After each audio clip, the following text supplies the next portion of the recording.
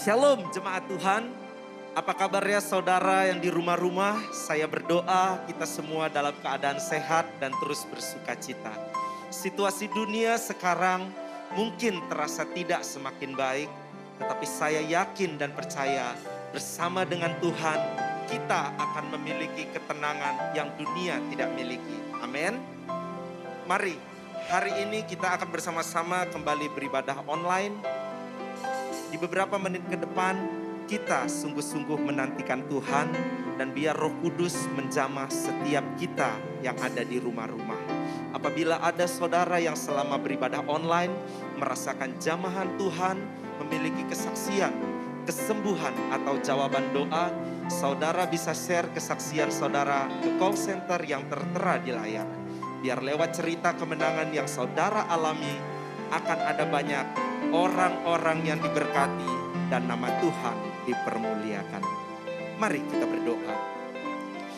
Bapa, sebentar kami akan mulai ibadah kami. Kami rindu biarlah hadirat-Mu melawat setiap kami dimanapun kami berada. Dan kami percaya hadirat-Mu menyembuhkan setiap kami ketika kami memuji dan menyembah Tuhan.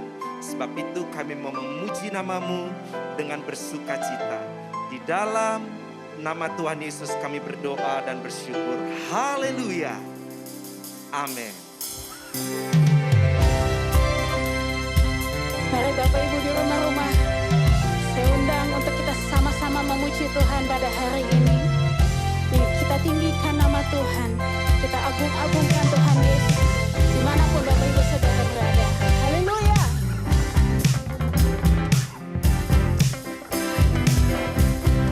Mari kita sama-sama memuji Tuhan.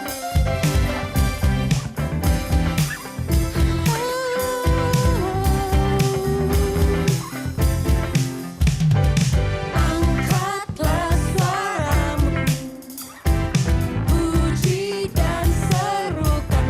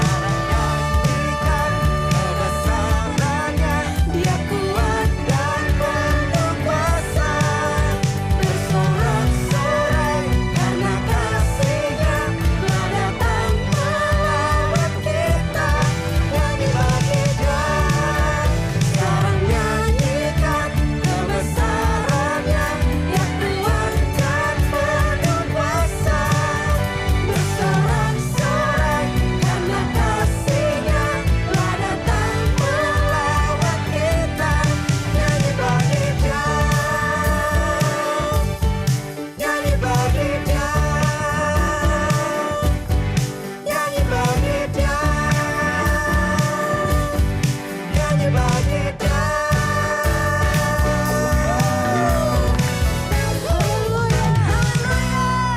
Allah sanggup melakukan segala perkara, dulu, sekarang, dan selamanya. Kuasanya tidak berubah. Allah sanggup melakukan segala perkara, dulu, sekarang, dan selamanya. Kuasanya tak berubah. Allah sanggup melakukan segala perkara, dulu, sekarang, dan selamanya. Kuasanya tidak berubah. Allah sanggup melakukan segala perkara, dulu, sekarang, dan selamanya. Kuasanya tak berubah. Dulu, sekarang, dan selamanya. Dulu, sekarang, dan selamanya. Dulu, sekarang, dan selamanya. Kuasanya tak berubah.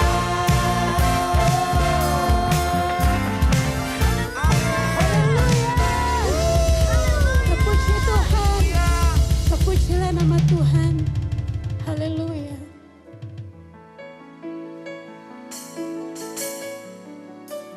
Mari kita siapkan hati kita. Kita terus sembah Tuhan.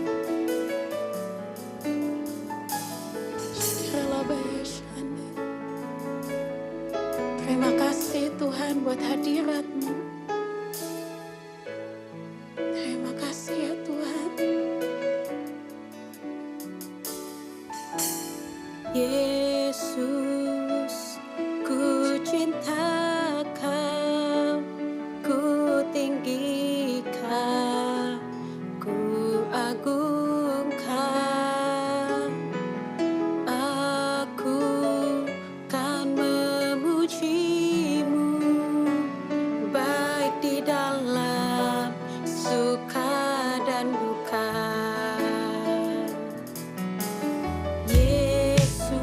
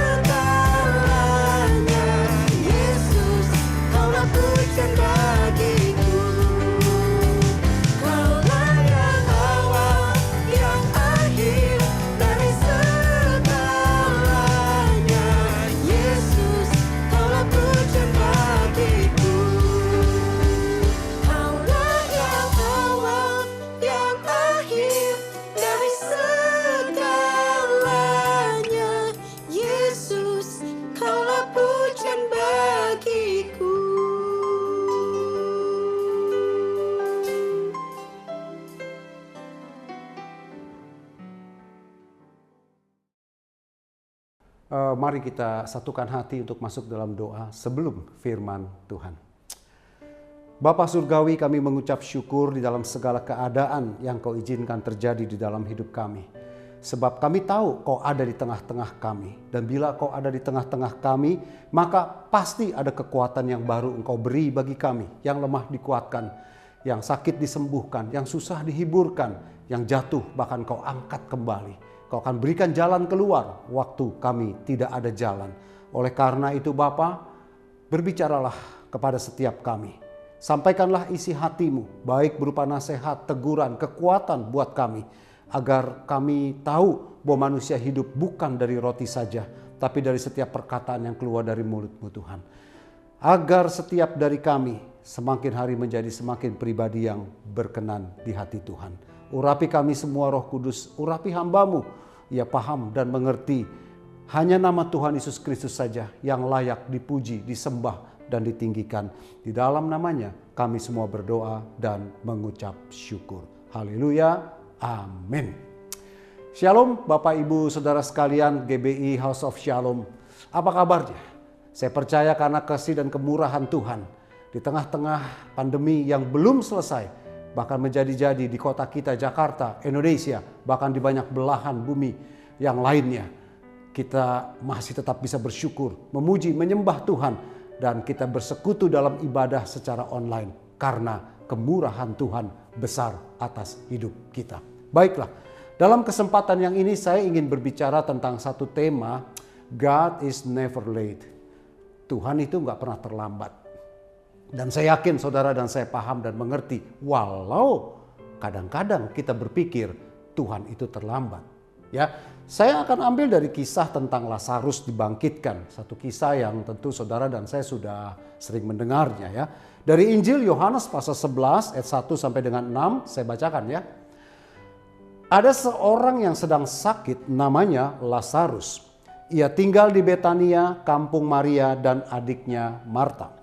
Maria ialah perempuan yang pernah meminyaki kaki Tuhan dengan minyak mur dan menyekanya dengan rambutnya. Dan Lazarus yang sakit itu adalah saudaranya. Kedua perempuan itu mengirim kabar kepada Yesus, Tuhan, dia yang engkau kasihi sakit. Ketika Yesus mendengar kabar itu, ia berkata, penyakit itu tidak akan membawa kematian, tetapi akan menyatakan kemuliaan Allah. Sebab oleh penyakit itu anak Allah akan dimuliakan. Ayat 5. Yesus memang mengasihi Marta dan kakaknya dan Lazarus.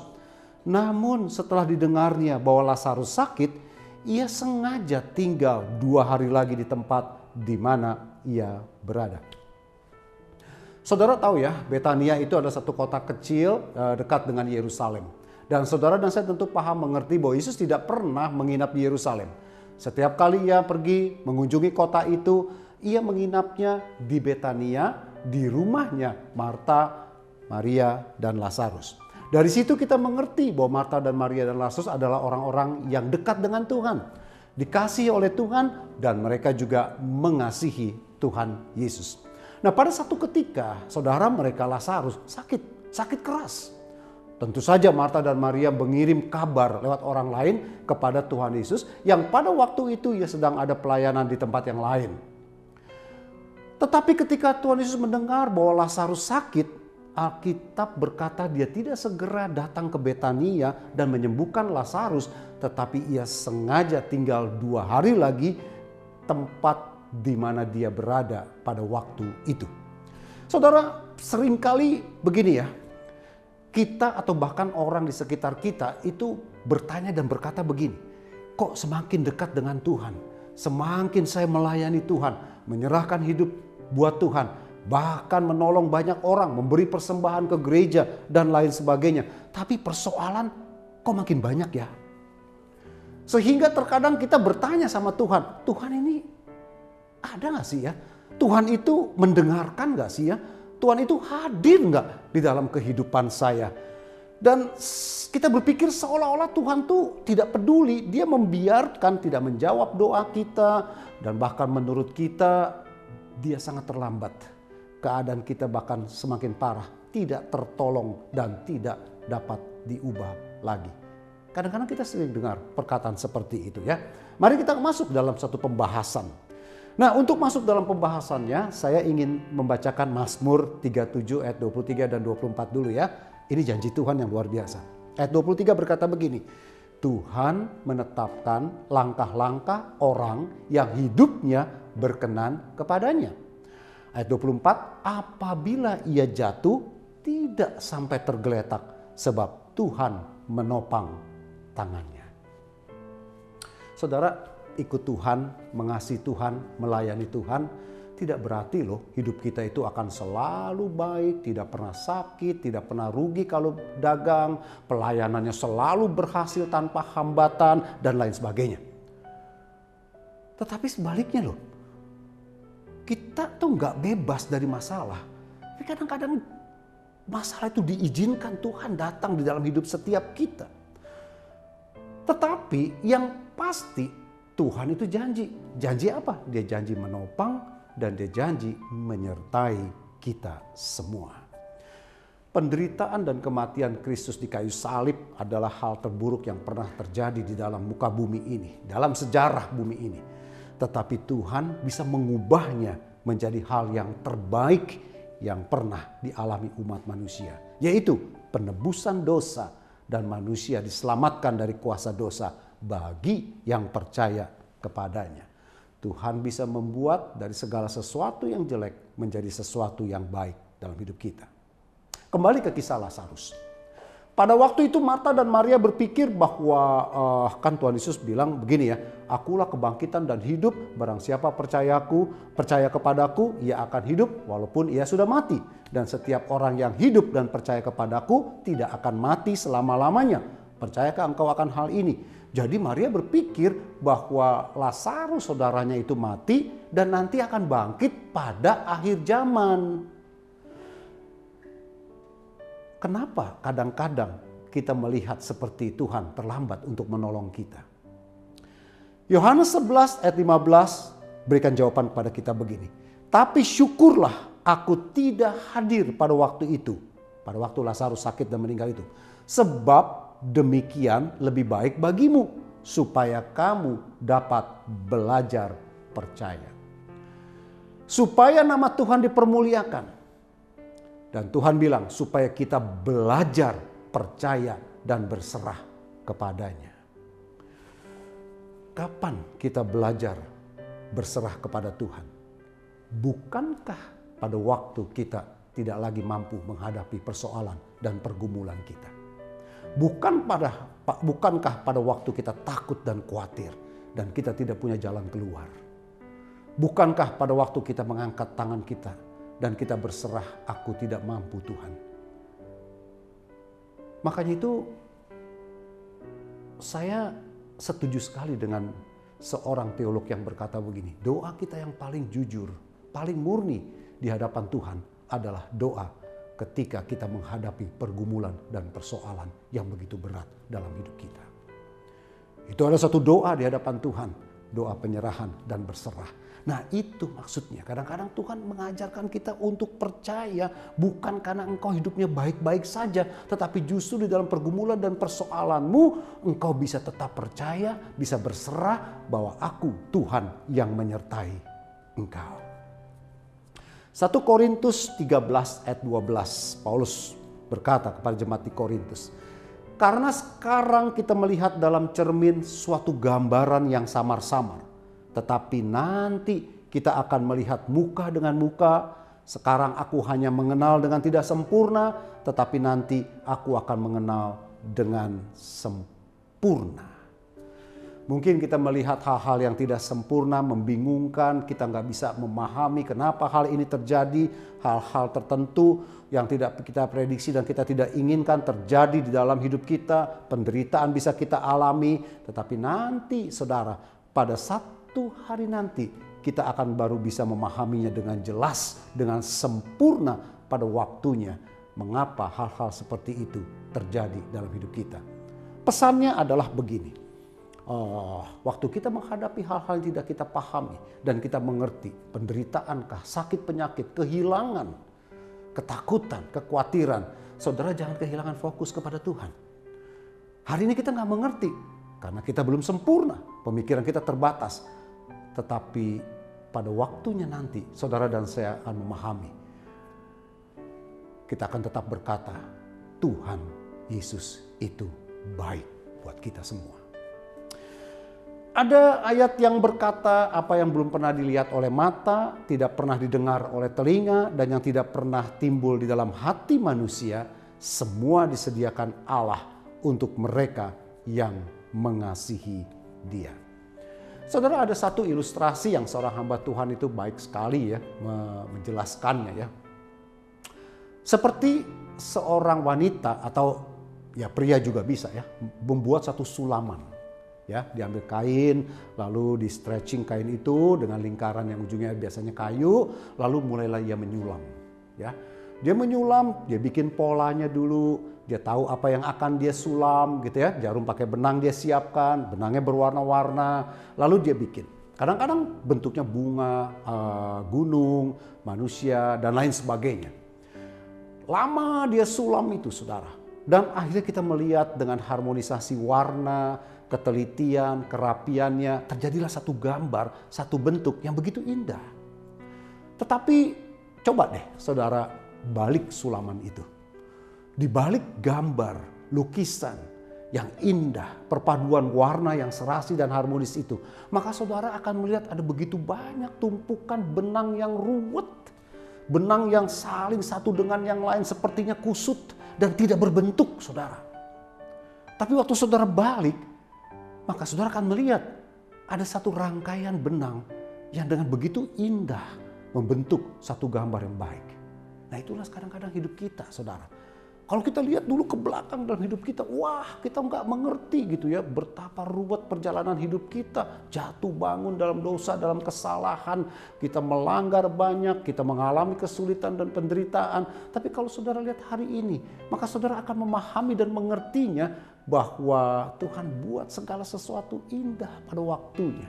Kita nggak pernah bayangkan, tak pernah terlihat, tidak pernah terdengar dengan telinga, tidak pernah terpikirkan di dalam hati dan pikiran kita. Tetapi sekarang dan saudara nanti akan memahami bahwa kebaikan Tuhan itu tidak pernah berubah. Tidak akan ada yang bisa memisahkan kita dari kasih Kristus. Penderitaankah, ketakutankah, pandemi COVID-19 kah, kematian bahkan sekalipun juga tidak akan yang bisa memisahkan kita daripada kasih Kristus.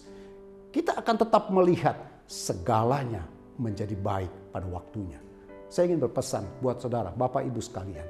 Bila hari-hari ini ada yang terpapar COVID-19 dan saudara tidak mendapat ruangan yang cukup di rumah sakit. Kita harus isoman di rumah.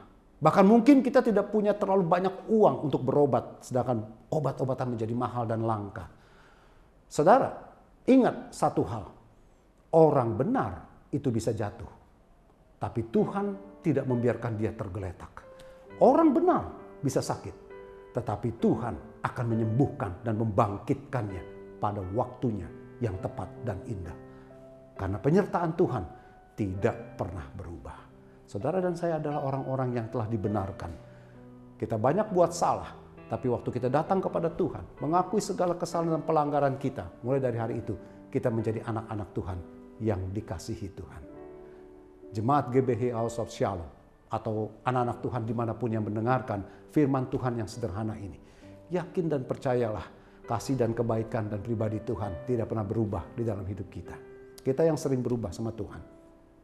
Begitu keadaan baik sedikit kita jadi lupa. Tetapi waktu dalam kesulitan kita baru cari dan berseru kepada Tuhan. Nah Tuhan itu panjang sabar. Tuhan itu setia buat saudara dan buat saya. Mari yuk jangan kehilangan fokus ketika penderitaan terjadi dan melanda hidup kita. Dan kita sedang bergumul, buatlah satu pilihan untuk tetap berlari, mencari dan berserah kepada Tuhan. Percayalah kepada Tuhan, rencananya mungkin berbeda dengan rencana saudara dan saya. Atau mungkin doa-doa kita belum dijawab atau tidak sesuai dengan yang kita ingini. Atau yang kita doakan atau yang kita harapkan. Tetapi percaya bahwa rencananya itu adalah yang terbaik. Dan waktu Tuhan itu adalah yang tepat terbaik buat kita. Tuhan tidak pernah terlalu cepat. Tuhan juga tidak pernah terlambat. Apa kesimpulan kita dari peristiwa Lazarus mati dan dibangkitkan ini. Tuhan menyatakan kekuasaannya kepada banyak orang, supaya orang itu menjadi percaya dan nama Tuhan dipermuliakan. Tuhan kita adalah Tuhan yang sanggup mengubah keadaan yang tidak mungkin menjadi mungkin. Sebab tidak ada yang terlalu sulit bagi Dia. Saudara yang percaya dengan saya, sama-sama kita katakan amin.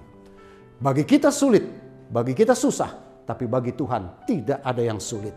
Yang kedua, Tuhan tidak pernah terburu-buru, tidak pernah terlambat. Dia datang selalu tepat pada waktunya. Kan Tuhan punya agenda sendiri. Sering ya hamba-hamba Tuhan berkata demikian. Betul, karena Tuhan tahu yang terbaik. Sering kali, saya mohon maaf sebelumnya, kalau begitu kita sakit, kita begitu mengalami misalnya kekurangan uang dalam pekerjaan yang gagal dan lain sebagainya. Kita cepat-cepat beres, cepat sembuh, cepat ditolong orang. Seringkali kita berkata begini saudara, wah aku punya dokter hebat loh. Aku punya obat mahal dan ampuh sekali. Aku punya kenalan yang luar biasa menolong aku. Kita lupa sama Tuhannya. Tetapi waktu saat-saat seperti ini, saya menemukan bukan saja orang yang tidak punya uang, tapi orang yang punya uang sekalipun sulit sekali untuk mendapat kamar di satu ruangan karena sakit ini, di rumah sakit saudara. Bahkan ada banyak oksigen juga berkurang, obat-obat juga mulai berkurang dan sulit dicari. Disitulah kita baru paham dan mengerti. Kita ikut Tuhan, kita tidak mengandalkan hal-hal yang lahiriah dan yang fana itu. Kita dipilih Tuhan untuk menjadi anak Tuhan dan percaya kepada Tuhan. Supaya kita akan berkata begini, apa yang mataku tidak pernah lihat, apa yang tidak pernah otakku bisa pikirkan, apa yang tidak telingaku dengar, itulah yang Tuhan sediakan. Supaya Tuhan menyatakan dialah pribadi yang berdaulat. Jangan berusaha untuk bantu Tuhan, tetapi yakin dan percayalah bahwa Tuhan mampu melakukan segalanya pada akhirnya. Saya berdoa, yuk yang mengalami kesulitan, pergumulan karena COVID-19, baik juga karena pekerjaan dan usaha kita yang mengikuti pandemi COVID-19 di mana ekonomi kita menjadi terpuruk juga, pertahankan iman sampai dengan akhir. Apa iman kita? Kita tetap percaya Tuhan penyembuh yang ajaib, Tuhan Allah yang menyediakan. Dia Bapa yang baik bagi kita semuanya. Amin. Tuhan memberkati. Yuk mari kita berdoa. Terima kasih Bapa buat kebenaran firman Tuhan-Mu yang singkat, tetapi aku yakin dan percaya ketika Engkau menyembuhkan dan memulihkan keluarga Marta dan Maria, iman mereka dengan membangkitkan Lazarus saudara mereka yang telah mati, maka kami belajar menjadi percaya bahwa Tuhan mengendalikan baik hidup masa kini maupun hidup yang akan datang. Tidak ada maut yang tidak sanggup Engkau kuasai. Baik alam hidup ini di dunia maupun alam yang akan datang, semua ada di bawah kuasa-Mu Tuhan. Dan aku berdoa buat semua jemaat Tuhan, kekasih-kekasih, umat pilihan-Mu Tuhan, hamba-hamba Tuhan yang mengalami penderitaan dan kesulitan karena COVID-19, yang terpapar sakit di rumah sakit, di kamar-kamar ICU, bahkan juga yang ada di rumah-rumah. Kami yakin dan percaya doa orang benar bila dengan yakin didoakan besar kuasanya. Kami sehati sepakat dalam nama Tuhan Yesus, penyembuhan dan kuasa kesembuhan dan mujizat terjadi dalam nama Yesus. Tuhan tidak pernah terlambat dan Tuhan tidak pernah terburu-buru. Indah pada waktunya Engkau membuat segala jadi baik. Terima kasih Tuhan Yesus, terima kasih. Dalam nama Tuhan Yesus kami semua berdoa dan mengucap syukur. Haleluya. Amin. Pesan saya yang terakhir, yuk kita berdoa senantiasa, tapi juga kita berjaga-jaga. Tetap ikuti protokol kesehatan dengan baik, dimanapun saudara berada. Kita tidak paranoid ketakutan, tetapi kita percaya waktu kita harus bekerja, kita harus melakukan pelayanan dan pergi. Kita percaya Tuhan menyertai setiap kita sepanjang saudara dan saya juga tetap berjaga-jaga dengan melakukan 5M dengan baik. Haleluya. Tuhan memberkati kita semua. Amin.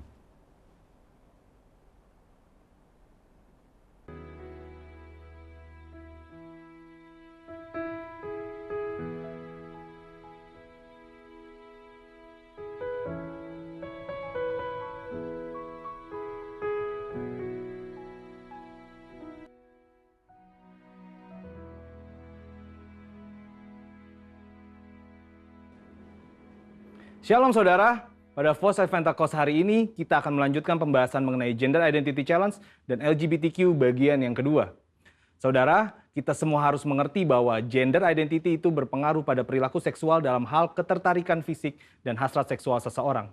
Maka dari itu kita semua harus mengerti bahwa gender identity seseorang harus benar terlebih dahulu, baru kita bisa membahas mengenai ketertarikan fisik dan hasrat seksual seseorang termasuk yang menyimpang seperti LGBTQ. Agar saudara lebih mengerti, ada perbedaan antara ketertarikan fisik dengan hasrat seksual. Ketertarikan fisik merupakan perasaan ketertarikan kepada seseorang karena faktor biologis atau secara fisik seperti penampilan, wajah, bentuk tubuh, suara, bau tubuh, tatapan, dan sebagainya yang bisa terjadi sesaat atau untuk waktu yang lama. Tapi yang saudara harus ketahui bahwa tidak selalu objek yang membuat ia tertarik selalu lawan jenis. Contohnya, ada seorang anak cowok yang ngefans banget sama boyband K-pop karena suara dan performa panggungnya. Sedangkan hasrat seksual adalah tindakan untuk merealisasikan ketertarikan fisik, baik itu bisa di dalam pikiran atau secara fisik berhubungan seksual. Ini merupakan suatu pilihan mau dilakukan atau tidak. Hasrat seksual yang sah hanya dapat dilakukan antara laki-laki dan perempuan yang sudah menikah. Dari sini kita bisa melihat bahwa gender identity merupakan kunci sebelum memasuki tahapan ketertarikan fisik dan hasrat seksual. Jika gender identity-nya sudah terjadi penyimpangan, maka secara otomatis ketertarikan fisik dan hasrat seksualnya terjadi penyimpangan. Jika ketertarikan fisiknya sudah benar sesuai organ reproduksi seksualnya, maka untuk merealisasikan hasrat seksualnya pun harus benar, yaitu hanya boleh dalam pernikahan.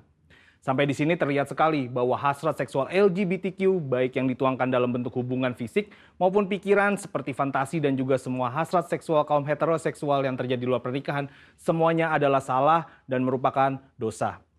Maka dari itu dalam Imamat 18 dan 20 ayat ke-10 sampai ke-21 jelas melarang segala perzinahan dan percabulan, ketertarikan fisik yang tidak wajar, dan pelaksanaan hasrat seksual yang menyimpang kepada orang tua, saudara kandung, saudara tiri, sepupu, sanak saudara, dan bahkan kepada binatang. Lebih lagi Tuhan Yesus dalam Matius 5 ayat ke-27 sampai 30 menegaskan bahwa jika seseorang memiliki hasrat seksual di dalam hatinya, meskipun belum direalisasikan dalam tindakan fisik, hal tersebut juga adalah dosa. Nah, sampai di sini mungkin saudara bertanya, bagaimana langkah pemulihan bagi mereka yang mengalami Gender Identity Challenge dan LGBTQ? Ternyata langkah pemulihannya sama dengan semua yang jatuh dalam dosa, yaitu bertobat, berbalik dari dosa, dan datang kepada Tuhan Yesus untuk pengampunan dosa serta memberi diri untuk bertumbuh ke arah Dia. Dan juga dalam hal hasrat seksual, orang-orang percaya dipanggil untuk menyalipkan segala keinginan daging yang berdosa serta mengendalikannya sebagai bagian dari disiplin rohani. Maka dari itu yang paling terpenting ialah bagaimana langkah kita sebagai anak mudanya Tuhan dalam menanggapi LGBTQ ini. Saudara bisa melakukan 3M. M yang pertama adalah mengasihi. Saudara pasti sudah sangat mengerti bahwa kita dipanggil untuk mengasihi sesama, namun mengasihi bukan berarti berkompromi terhadap kebenaran firman Tuhan. Karena tindakan untuk membenarkan perilaku penyimpangan seksual bukanlah tindakan kasih, melainkan tindakan menghancurkan. Untuk itu, GBI sendiri telah memandang disorientasi seksual kaum LGBTQ adalah dosa. Namun, GBI meyakini bahwa kuasa Yesus dan pekerjaan Roh Kudus mampu mengubahkan orang berdosa. Jadi, wujud kasih kita yang benar kepada kaum homoseksual bukan memandang perilaku itu benar berdasarkan hak asasi manusia, namun justru menolong mereka keluar dari perbuatan dosa itu sesuai 1 Korintus 6 ayat yang ke-9 sampai ke-11. Selain itu, gereja atau kita sebagai orang percaya dapat menjadi wadah dan sarana yang positif dalam melahirkan pertumbuhan iman dan penguatan nilai-nilai rohani yang baru. M yang kedua adalah membantu.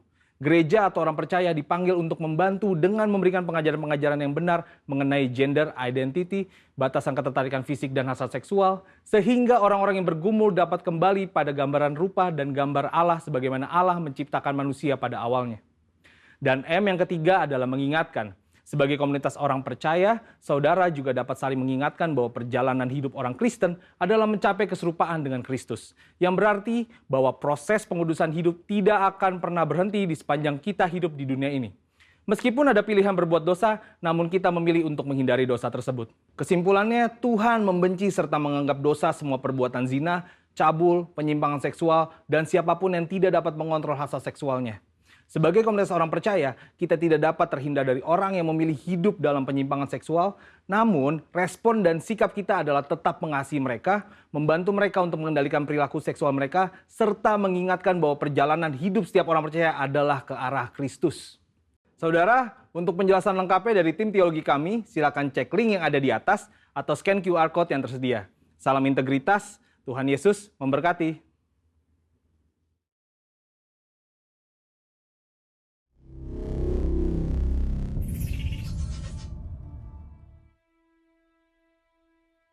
He that dwelleth in the secret place of the Most High shall abide under the shadow of the Almighty. I will say of the Lord, He is my refuge and my fortress, my God. In Him will I trust. Surely He shall deliver thee from the snare of the fowler and from the noisome pestilence. He shall cover thee with His feathers, and under His wings shalt thou trust. His truth shall be thy shield and buckler. Thou shalt not be afraid for the terror by night, nor for the arrow that fleeth by day, nor for the pestilence that walketh in darkness, nor for the destruction that wasteth at noonday. 1,000 shall fall at thy side, and 10,000 at thy right hand, but it shall not come nigh thee. Only with thine eyes shalt thou behold and see the reward of the wicked. Because thou hast made the Lord, which is my refuge, even the Most High, thy habitation. There shall no evil befall thee, neither shall any plague come nigh thy dwelling. For he shall give his angels charge over thee, to keep thee in all thy ways. They shall bear thee up in their hands, lest thou dash thy foot against a stone. Thou shalt tread upon the lion and adder, the young lion and the dragon shalt thou trample under feet. Because he hath set his love upon me, therefore will I deliver him. I will set him on high, because he hath known my name. He shall call upon me, and I will answer him. I will be with him in trouble. I will deliver him and honor him. With long life will I satisfy him and show him my salvation. Bapak Ibu Saudara, sebelum kita mengakhiri ibadah kita, mari kita deklarasikan apa yang dimaksudkan dengan Pentakosta ketiga. 1. Pentakosta ketiga adalah pencurahan Roh Kudus yang dahsyat di zaman ini, melebihi yang terjadi di Azusa Street. Kedua, Pentakosta ketiga akan mengakibatkan penuaian jiwa yang terbesar dan yang terakhir sebelum Tuhan Yesus datang kembali. Ketiga, Pentakosta ketiga akan membangkitkan generasi Yeremia, yaitu anak-anak muda yang dipenuhi Roh Kudus, cinta mati-matian kepada Tuhan Yesus, tidak kompromi terhadap dosa, dan akan bergerak untuk memenangkan jiwa. 4. Pentakosta ketiga lahir di Indonesia dan bergerak ke bangsa-bangsa. Gerakan ini dari timur ke barat dan akan kembali ke Yerusalem. Kelima, Pentakosta ketiga akan memberikan kuasa untuk menyelesaikan amanat agung, dan setelah itu Tuhan Yesus datang kembali. Mari kita berdoa. Terima kasih Tuhan buat hari ini. Kami mengucap syukur Tuhan buat firman yang udah boleh disampaikan oleh hamba-Mu Tuhan Yesus. Kiranya Kau berkati hamba-Mu Tuhan dimanapun hamba-Mu ditempatkan, berkati keluarganya, berkati pelayanannya Tuhan Yesus. Juga berdoa buat jemaat Tuhan Yesus di rumah-rumah yang menyaksikan ibadah saat ini Tuhan Yesus. Kau berkati apapun yang sedang mereka gumulkan, Tuhan yang jawab. Mungkin ada yang sedang sakit, Kau yang sembuhkan dalam nama Yesus. Kau berikan breakthrough secara finansial, Kau berikan kelegaan, kelepasan Tuhan Yesus. Terima kasih Tuhan, terima kasih buat gembala sidang kami, Bapak Pendeta Dr. Insinyur Niko Nyotora Harjo, bersama keempat wakilnya Tuhan. Kau berkati pelayanannya Tuhan, Kau berkati keluarganya Tuhan Yesus. Kau berikan visi misimu atas Pak Niko Tuhan Yesus. Terima kasih Tuhan buat gembala kami di GBI Bintaro, House of Shalom, Bapak Beni Gunawan. Kau berkati keluarganya, Kau berkati pelayanannya Tuhan, dengan staf pengembalaan yang ada di GBI Bintaro House of Shalom ini Tuhan Yesus. Kami percaya dari GBI Bintaro House of Shalom ini Tuhan akan banyak penuaian jiwa terbesar yang terjadi Tuhan Yesus. Terima kasih Tuhan, terima kasih. Aku juga berdoa Tuhan buat bangsa dan negara kami Tuhan Yesus. Kami berdoa dalam nama Yesus, kami akan terbebas dari resesi ekonomi. Kami akan lepas Tuhan dari COVID-19 Tuhan Yesus. Aku berdoa, aku perkatakan COVID-19 diam, tenanglah dalam nama Yesus. Terima kasih Tuhan, berkati Tuhan Bapak Presiden kami, Bapak Presiden Joko Widodo bersama dengan Wakil Presiden Bapak Ma'ruf Amin, beserta seluruh jajaran pemerintahan Tuhan Yesus. Kau berkati Tuhan. Terima kasih Tuhan, terima kasih. Aku juga berdoa buat para dokter, para perawat, para relawan Tuhan yang sedang berjuang menangani COVID Tuhan Yesus saat ini Tuhan. Kiranya Kau berikan kekuatan dan sejahtera Tuhan Yesus atas mereka Tuhan. Dan aku juga berdoa buat vaksin yang sedang tahap distribusi Tuhan saat ini, biar semua dapat berjalan dengan lancar, dan kami akan terbebas dari COVID-19, dan kami menjadi bangsa yang kuat, bangsa yang hebat Tuhan. Terima kasih Tuhan, terima kasih. Sebelum kami berpisah, kami akan menerima berkat yang terbaik daripada Tuhan. Angkat tangan saudara, terimalah berkat Tuhan. Kasih karunia yang berlimpah-limpah daripada Allah Bapa dalam Anak yang tunggal Yesus Kristus. Persekutuan yang manis dengan Roh Kudus menyertai saudara sekalian mulai hari ini. Sampai Tuhan Yesus datang menjemput kita di awan-awan dan bahkan sampai selama-lamanya. Yang percaya bersama-sama katakan, Amin.